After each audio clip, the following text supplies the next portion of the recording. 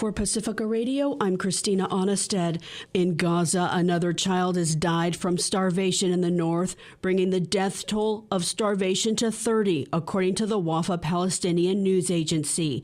The child died at the Kamal Adwan Hospital in Beit Lahia.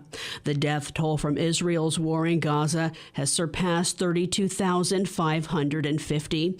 United Nations and other aid agencies say starvation is preventable and caused by Israel blocking and slowing food aid deliveries into Gaza to a trickle. The World Food Program Wednesday warned famine is imminent in the north, and malnutrition among children is proceeding at a record pace. 1 of 3 below the age of 2 is now acutely malnourished or wasted. Matthew Hollingsworth is the WFP's country director in Palestine. There is nowhere else in the world where so many people face imminent famine. Here in Gaza City, we're at the epicenter of the crisis here in the Gaza Strip. Today I've met so many people who are angry and tired and despairing because their children go to sleep every night hungry. Their old people, their elderly, are fading away because of a lack of nutrition. They themselves are desperately seeking every day the aid that they need to survive. And we are simply not getting enough into Gaza City and the north of the Strip. The World Food Program says it's only managed to send 11 convoys with food to the north since the beginning of the year. Israeli Prime Minister Benjamin Netanyahu met with bipartisan congressional delegation from the U.S. and defended a planned ground invasion into the southern city of Rafah, saying the crush of Hamas is only a few weeks away, according to a report by CNN. It's reporting the Israeli lobby AIPAC organized the meeting. Meanwhile, talks have resumed about bringing top Israeli officials to Washington, D.C. to discuss operations in Rafah after Netanyahu canceled that meeting in protest of the U.S. allowing a UN security resolution for a ceasefire to pass. Meanwhile, Al Jazeera is reporting it's documented Israeli soldiers killing 2 civilians waving white flags in Rafah, then burying the bodies with bulldozers. A series of Israeli strikes across southern Lebanon has killed at least 16 people, including paramedics at a medical center.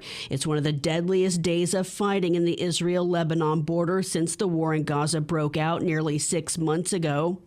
A barrage of rockets also killed 1 Israeli, claimed by the Lebanese militant group Hezbollah, which said it was responding to the deadly airstrike targeting a paramedic center.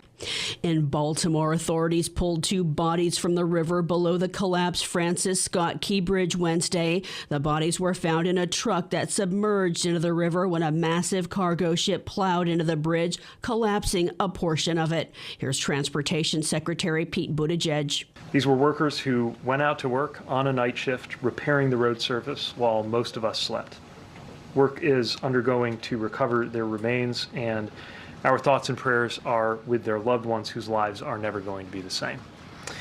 Even as those families come to terms with this grief, and even as those recovery operations continue, work is underway to investigate what happened and to restore the key transportation resources that were impacted. Police managed to close bridge traffic seconds before the collapse, but there wasn't time for a maintenance crew filling potholes on the span to get to safety. At least 8 fell into the water, 2 were rescued, 4 remain missing and are presumed dead. They were from Mexico, Guatemala, El Salvador, and Honduras.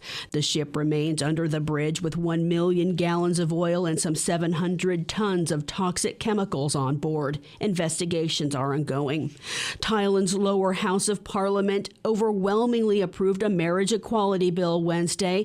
The vote was 400 yeas to 10 nays. Should it pass in Thailand's Senate, and it's expected to, the new law would open up access to full legal, financial, and medical rights for LGBTQ plus couples and make Thailand the first Southeast nation to legalize equal rights for same-sex marriage and marriage of any gender.